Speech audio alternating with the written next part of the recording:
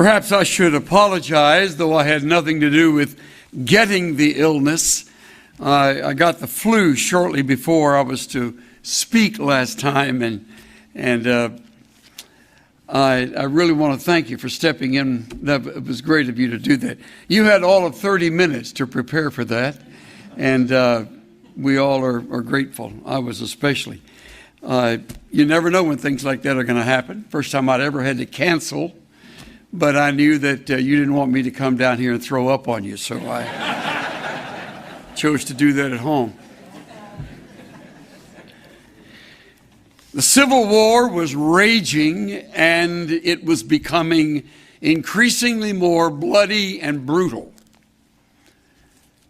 Our 16th president was falling into a deep depression as every week the war became more complicated. His days were discouraging and his nights were what seemed to him to be interminably restless, only to awake the next morning to another horrible report of more deaths, more heartbreak, and the future ending of it all seemed forever removed from him. Would it ever end? The burden of all of that rested on the shoulders of Mr. Lincoln, and we who love to read him and of him stand back in amazement at his ability to handle it as well as he did. One afternoon, he felt he just must get a little solitude and hopefully find a place of refreshment and relief. He said to his aide, "I'd like to go to the church, National Presbyterian Church." And the two of them went alone, walked there. That was in the days when presidents could walk freely in the capital city, and night had fallen. They slipped into a side door to an unlit room so as not to call attention to his presence and disturb the meeting. The pastor had just stood to begin to preach. Lincoln crossed his legs, placed his stovepipe top hat on his lap, and never moved as he listened intently to what the pastor had to say. As the sermon ended, people got up to leave, and he remained seated, and his aide leaned over and whispered to him, "Well, what did you think? Did you think it was a good message?" He said, I thought the message was well prepared, well delivered, sincere. The points were logical. The man was clear. Then you thought it was a good sermon? No, I thought he failed, said the president. Failed? How? Why? He failed because he did not ask of us something great.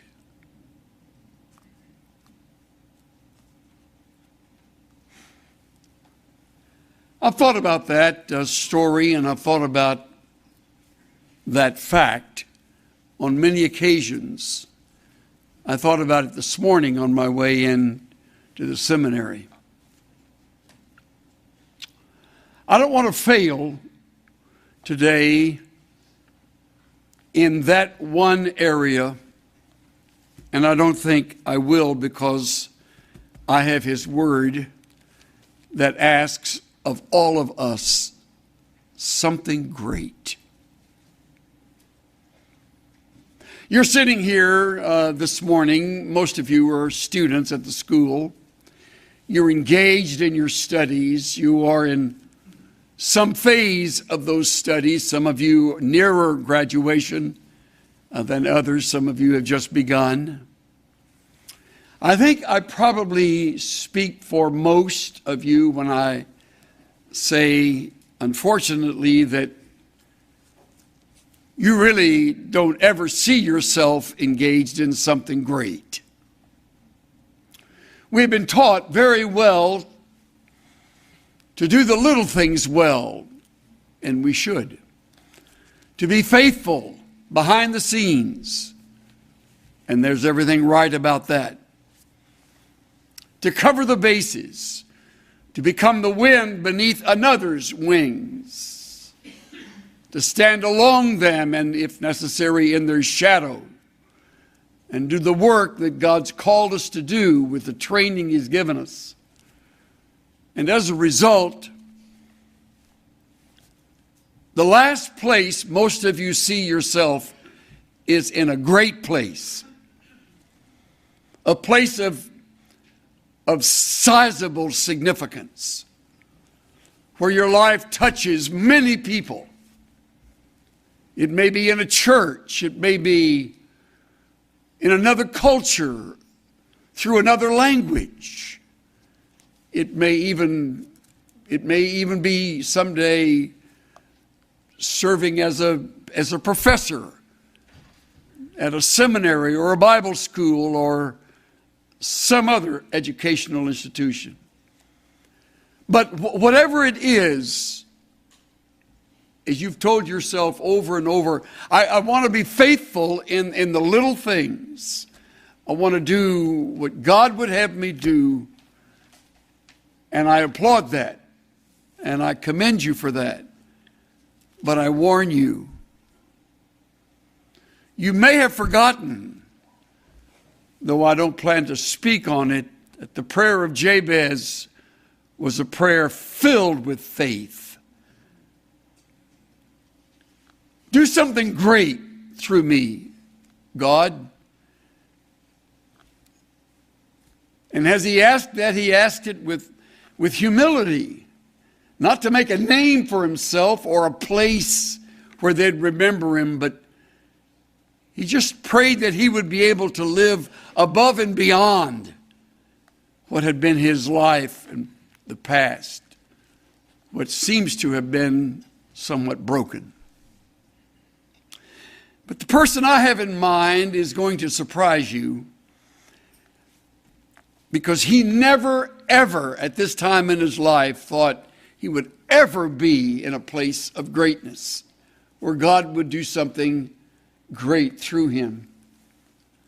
It's an 80-year-old Bedouin under the burning sun of the Median desert in the shadow of Sinai. And there Moses stands alongside his sheep. Really not even his own sheep, but his father-in-law's sheep. For 40 years he has worked for his father-in-law Jethro.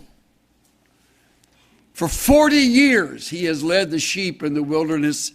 He's 80. I almost know how he felt. I almost know. This year in October, I will know a little more how he felt. But he saw himself as finished. I mean, he left Egypt as a fugitive with a criminal record. He was a murderer. Took things in his own hands, attempted to rescue the people from their bondage, and murdered an Egyptian, remember, and hid him in the sand, and they were out for him, and he fled and wound up far as away as he could get, where he ultimately met and married his wife and settled in for a life to be forgotten. I don't know where you are in your own brokenness, but we all know something of those feelings. You've made a mess of some things. Your past is maybe checkered. Perhaps you're not the brightest bulb in the room, and you're surrounded by others who are very, very capable academically. I know that feeling. I was accepted to seminary on probation, and that was with reluctance. And I remember while here and serving, one of my first tasks here, I became the lawn man, and I mowed the grass and planted the flowers, and that's how I got to know the president. By the way, I didn't know this was his favorite hymn, but Dr. Walford loved flowers. And I thought, shoot, I'm planting a lot of those suckers around here. And I did. Amazingly, they lived. So he finally, I think, one hot summer afternoon said, you're a student here. And I said, yes, sir, I am. What's your name? And I told him. And he said, well, I'm John Walford, as if I didn't know. You know, the world knows you. But I was a nobody who came from nothing, raised in El Campo, Texas. You'll spend a while trying to find it. It's tucked away down there in South Texas. And here I was, a student.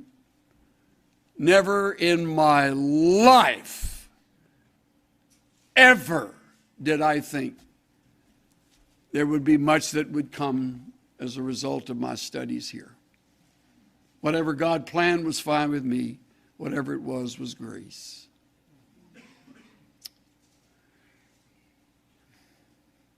Moses is in a predicament, and he knows it. The best thing to do, he thought, was to hide out. Let me pass along to you 3 mistakes that I think broken people make.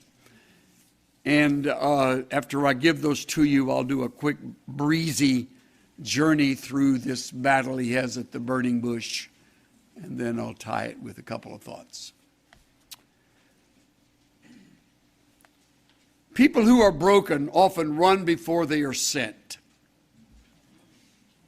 It's a tendency on the part of the intense type person to jump ahead, to get engaged, to be involved. All the way through my years at seminary, I was surrounded by students who would say to me, you need to be on the campus. You need to be out evangelizing. You need to be pastoring a church. I thought, who are they talking to? I'm here to learn. I'm here to get some training. I don't know how to do all of that. Some of them were, and they were engaged in that. It wasn't time for me to run before I was sent. I had no calling to do that. I was here, and I gave it the very best I could during those 4 years. The second mistake that's made is that we retreat after we have failed. We run before we're sent. And then often in the running and the doing of it in the flesh, frequently we fail. And we're embarrassed, we're humiliated. Maybe some of you know exactly what I'm talking about. You have failed, and as a result, your tendency is to retreat. You leave me alone, I'll leave you alone, and in the shadows, I'll try to make it as best I can. And the third, we resist when we are called. I fear that most for most of you. In God's plan, which has been in motion since eternity past, He's had you in mind.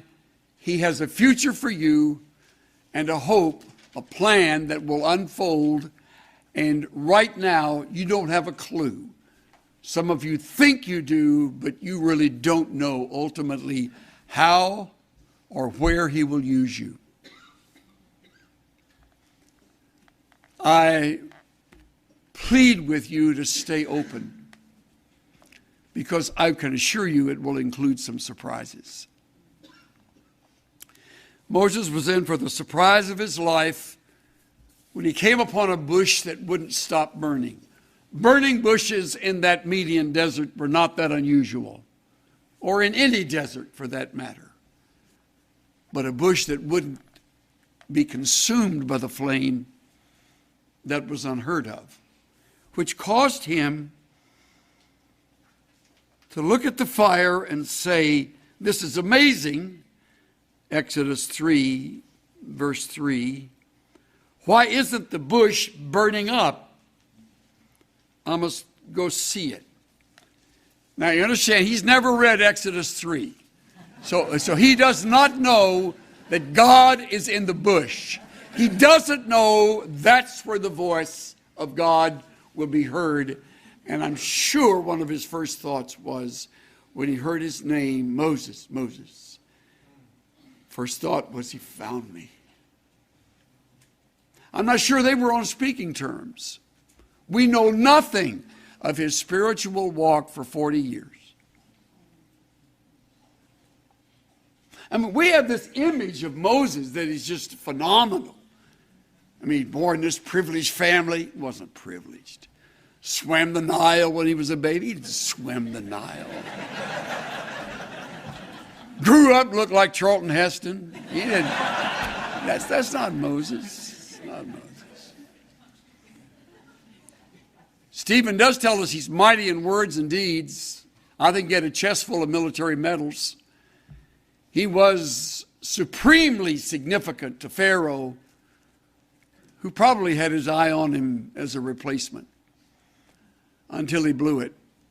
And now Moses, 80 years old, nothing but memories, and they're fading. And he hears Moses, Moshe, Moshe. In the Hebrew, it's a simple little response, Hineni. Don't even have to put your lips together to say it. Behold, it's me, Hineni. I'm Moses, who are you? Don't come any closer. The Lord warned, take off your sandals. You're standing on holy ground. I'm the God of your father, Abraham, Isaac, and Jacob. I can hardly read it. I can't imagine the thrill that must have coursed through him. He hasn't forgotten me. He still knows me. When Moses heard this, he covered his face because he was afraid to look at God. When you read your Bible, may I urge you not to rush through moments like this. When there is an emotional moment, give it some emotion. Let it be relived in your minds. Put yourself in his place. Now, sandals off. Now on the hot sand. Now in front of the bush that keeps burning and keeps talking. Feel it.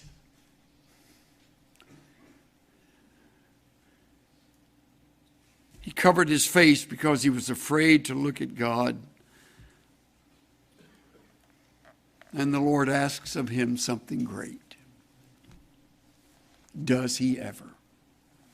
I'll cut to the chase. Verse 10. Now, go. I'm sending you to Pharaoh. You must lead my people Israel out of Egypt. Remember, we resist when we're called, when we're broken. Pharaoh. My picture's still in the post office. I'm a wanted man down there. The last place I want to go. They hate me there. See, all these years, he's had time to relive it. And over the passing of time, your imagination runs wild where you have failed. And you smeared that like a slab of peanut butter across toast. You smeared that across your life. That's you. You're the personification of failure. You blew it. First words out of the bush for the call was go. All right, we'll pause there and let that one sink in. Whenever the Lord uses you in any measure, for whatever purpose, you go from here to there, unless his call is that you remain right here for further study. And you're going, oh man, that's the last thing. Well, hang on. You may be the PhD student of the future. And you'll be the most surprised. Because some of you are thinking, PhD? Just let me get out with whatever. I am not coming back. Don't say not doing that. Half of these guys would say the same thing. Who knows but what his plan is for you to be in front of a class and to shape the lives of those who will be going where you will never go. What a calling. But that's their calling. That may not be yours, but it'll be going somewhere. Going where? Away from the familiar, which is what makes something great so difficult. Forgive the frequent personal illustrations. I just don't know anybody else better than I know myself. I will tell you, every calling I've had has been surprising. Every one I said no to begin with. Every single one, sometimes several times. I was graduating the seminary. I had offers to go to different places. And of all people, Dr. Pentecost asked me to be his assistant. First response was, me? And then it was, no, what? He said, think about it. I'd like you to think about that. So I did that for a while. And in the middle of that, the Lord had another plan for us. It was to go to New England. Who in his right mind is going to leave Texas to go to New England? I know if you're from New England, you're offended by that. Get over it. So I go, and I'm the most surprised guy in New England. I told him, no, that's not for me. That's not where I ought to be. New England's not only a geography, it's a way of life, which I never really got. So I wasn't there very long. I would call it pretty much a failure. But it wasn't a mistake. I just had to learn what it meant to fail. And I did. I don't think all of them there that were in that church would say I failed, but it wasn't the kind of place that, exciting, from one day to the next. It snows there. It's starting to snow here a lot. What's the matter with that?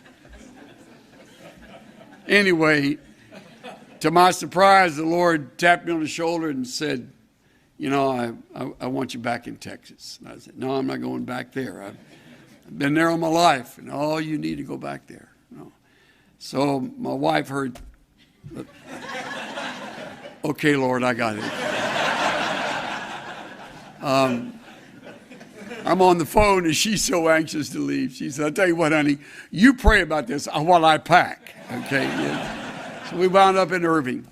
Came to Irving, little church. And of all things, I follow Stan Toussaint. How bright is that? And while I'm there, it's amazing how God blessed it. Just had the time of my life. And we had a number of seminary students with some of the faculty members that were coming to the church. It was just great. Built a new building and exciting. And the day my mother died, I got a letter from California. February 1971. And they wanted me to think about coming to a church out in California. No.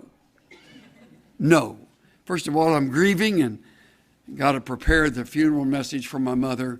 It's the most ill-timed letter that was ever written. They wrote again, please think about it. No. I'm where I ought to be. We're just been here just 4 years, and I really want to get at it. Well, then they wrote again. What's wrong with these people? And Cynthia said, we really don't have any business leaving. I know, honey. I know. I'm not asking for it. They won't quit writing. And so I tell you what I'll do. I'll go out there, and I'll go to the seminar I wanted to go to here. Then on Sunday, I'll go preach out there, and I'll come back here and done. And I went, and it was fantastic. hate to tell you how much fun we had. And so I came back, and she met me. Okay. She met me at the airport, like this. I don't want to hear. Anyway, long story short, of all places, this Texan goes to California. Never been there in my life except when I did an internship with Ray Stedman up in Palo Alto. I'm telling you all of this so you'll know something of the surprise things that happened. Not one of them did I pursue, did I seek. Not one of them was I looking for, and it's like, I can't believe it. I didn't know the geography. I didn't know the lifestyle. We had 4 kids. One wasn't even a year old. The other one was 9. They were all little. Every Texan told us that you're going to lose your family if you move to California, which that's a crock. I don't know why people say things like that. You don't lose your family unless you lose your family. It's not the environment. It's the home. And it's challenging, but what else is life but a challenge? You think it's all like great shakes here in Texas for the kids? I mean, it's a challenge everywhere. So we go out there, and I'm telling you, hang on, city. It is really an experience. I never had a multiple staff before, and now I started with no staff, and I hired every one of them. Little by little along the way, it was a time when Orange County was exploding, and our church grew. We wound up couldn't handle all the services, 5 on Sunday, 5 services every Sunday. People sat on the floor, in the aisle, under the piano. The only one we tried to keep out was the fire marshal. I didn't want him to know what we were doing in there. Broke all the rules. We brought in extra chairs. We had television, closed-circuit television. We'll have to build. And I didn't want to go through. I'd gone through a building program at Irving. I don't want to go through one again. And that's what happens. They pull you, and we built a building, and it filled up. Having the time of my life, almost 25 years. So I'm telling you, where the Lord sends you, it is remarkable what can happen to you. And you finally are at peace with it, you say yes to it, and you do it. And having done it, you realize how magnificent the plan is. He wanted to do great things. And I wanted to do familiar things. He wanted to break molds, and I wanted to be poured into the mold where I am comfortable, where I know all the streets and where the restaurants are and where the grocery stores are and all. I go out there and I mean, those places, those things out there change about every 3rd month, and you're on the move. It's a fast lane, and before long, would you believe it? God opens up doors for a publishing ministry. I never dreamed of writing a book, ever, in my years at this school. I sat in awe of those profs that taught me and were using their texts, and I'm thinking, what would that be like? Can't imagine. Now I've got a publishing thing going. And out of the blue, I have a man named Al Sanders who says, I think you ought to think about being on the radio. And I said, I don't need to be on the radio. That's ridiculous. I never listen to radio. I certainly don't listen to Christian radio. And he says, I know. We need to give him something to listen to. I thought, well, no, I'm still not going to do it. I'm not going to do it. I didn't have anybody to lead it. I didn't know how to do it. I don't know that medium. I know preaching. I know a little bit about the church, and that's my rut. That's my thing. And God broke a mold, opened up a ministry for the media. I never dreamed of that. People ask at times, is this all a big fulfillment? No, as a matter of fact, it's all a big surprise. I live my life surprised. I'm amazed when people listen when I talk. Well, most do. Not everybody. And I'm just shocked at the audience God gives us. We're going to Israel tomorrow. Oh, I got to pack. I forgot that. Anyway, I'll have it. 820 people, 18 buses, all aboard. Get on. Let's go. I had never been to Israel until I came to Dallas Seminary, and then I suddenly realized what I've been missing. Now I have a chance to lead a tour every other year. What a privilege that is. Listen to me. They got their Bibles and they're looking at the places and they're thinking about how great this is. And we're on the Sea of Galilee, my favorite spot. You know why I like it? They can't build a church on it. I like it. You know, they can't make it religious. It's just water and the shore and the beauty of it and the significance. And you get people there that have never been in their life and they fall back in love with Jesus. How good is that? Me, El Campo Yo-Yo, leading this marvelous opportunity. And I'm all settled in. Everything's great. We're going along, year after year. And I get a call from Dallas Seminary. Sounds a lot like Don Campbell's voice. And I thought, well, maybe I'm in trouble again. And he said, Jack Turpin is the chair of the board at the time. And he said, we'd like you to think about being president. Is this a joke or what? I don't think they've ever been asked that in their life. Is this a joke? And they said, no, we'd like you to really seriously. I said, no. What's the matter with you people? The first time I was there, I was on probation. You ought to see what it'd be like if I became president. And they would not give up. And then Jack had the audacity to say, would you pray? Yeah, I'll pray. My wife is saying, I think it's a good idea. I'm thinking, whose side are you on? That's not how this works. You think it's all spiritual and incredibly life-changing and all that. And whoa, angels drift around on.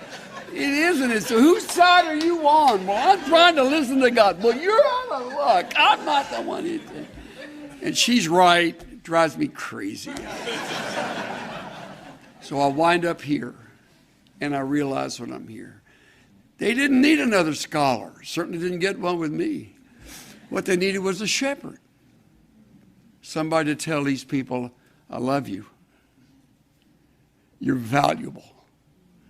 And somebody who understands a student who can hardly keep up, stumbles over the languages and tries your best to keep on a level plane. I understand that. You want to quit. I understand. Your wife gets sick. I understand that. Or your husband. We lost a baby here.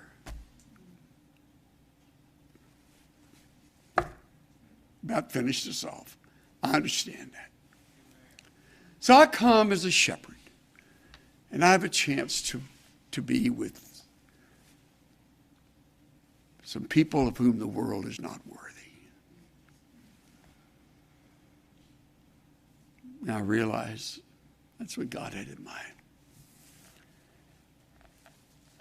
And one of my favorite stories is when I finally had finished my calling here, and we were in a church out in the little town of Frisco. I used to hunt dove in Frisco. It's a dump, back when I was here before. And now it's like, whoa. It's just growing like topsy. And we got a church right in the nerve center of all of that. And I'm thinking, God has a great sense of humor. Here I am in the middle of this growing church. I've never started a church in my life. No. But it was yes. So learn from me. Stop saying no. Stop looking at the obstacles. Stop thinking, not me.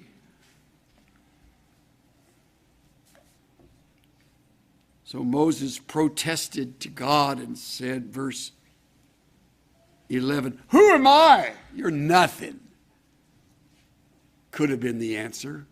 Who am I that I appear before Pharaoh? Who am I to lead the people of Israel out of Egypt? You happen to be a human set of vocal cords, and that's all I need. How firm a foundation, you saints of the Lord, is laid for your faith in his excellent word. What more can he say than to you he has said? To you who to Jesus have fled. Fear not, I'm with you. Be not dismayed. I am your God. I will still give you aid. I'll strengthen you, help you, cause you to stand upheld by my righteous, omnipotent hand. You're a set of vocal cords, but I am God. Now get out of the Median desert. Resign the job of Pharaoh, of Jethro's assistant, and take on Pharaoh. Well, what should I tell them? Isn't that like we all want to know those things ahead of time? They're going to ask me, what is the name of the one who called me here? What will I tell them? Tell them I am called you. He'll get that. And you know he did. He isn't through. What if they won't believe me or won't listen to me? What if they say the Lord never appeared to you? We got that when we left Irving. Well-meaning lady stuck her head in the window of our car. We're on our way to California. And she said, she was really angry because we were leaving. And she said to Cynthia, you know, the Lord gets blamed for a lot of things he has nothing to do with.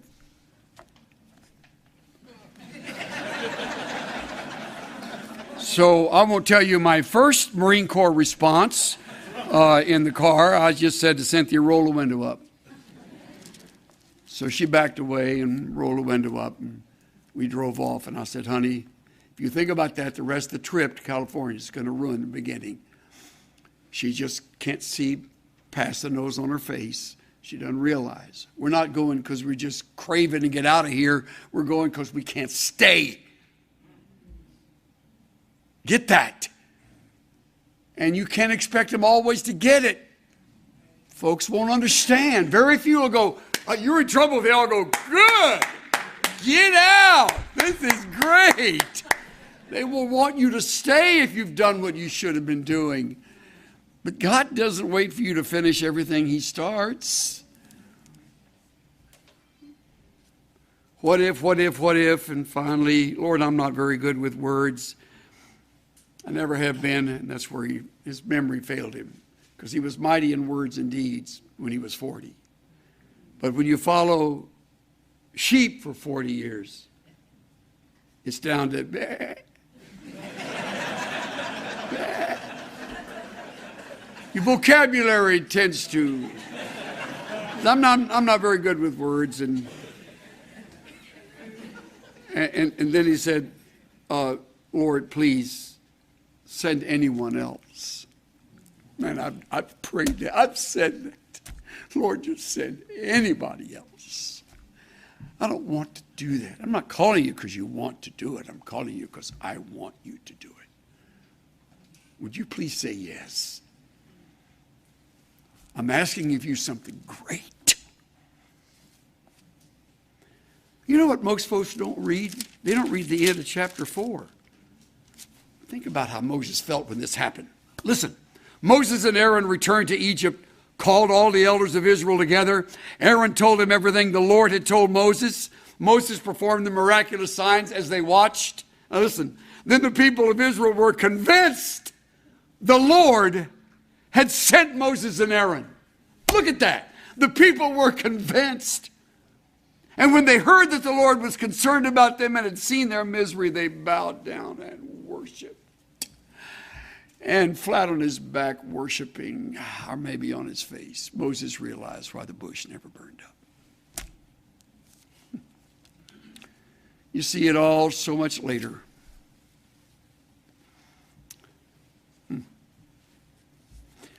I'm asking of you something great.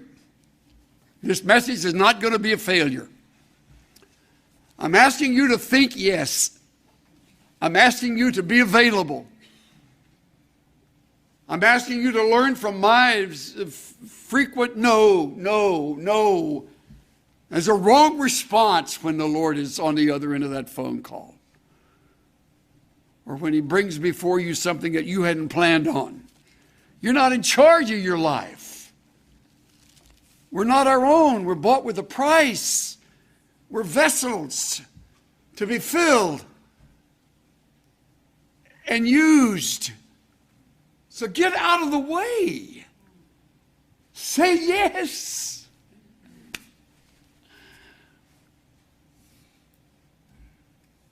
One by one, God took them from me, all the things I valued most, till I was empty-handed.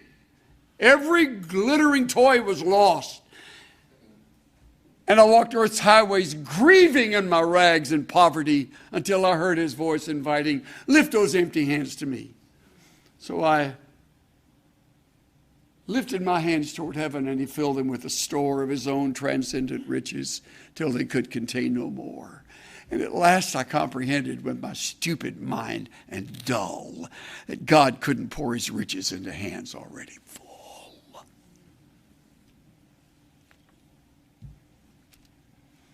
Get just enough training to be effective, then get out of the way. Empty the hands. Open the mind. Think yes. He's going to use some of you in greater ways than you nor I together could ever imagine. It's coming.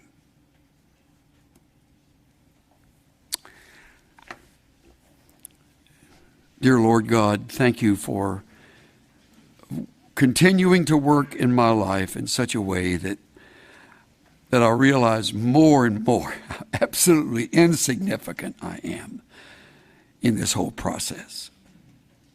I got a voice, and I've got a body, and I've got a mind, I've got a mouth, and I've got a family, and you're wanting to use different parts of that at different times.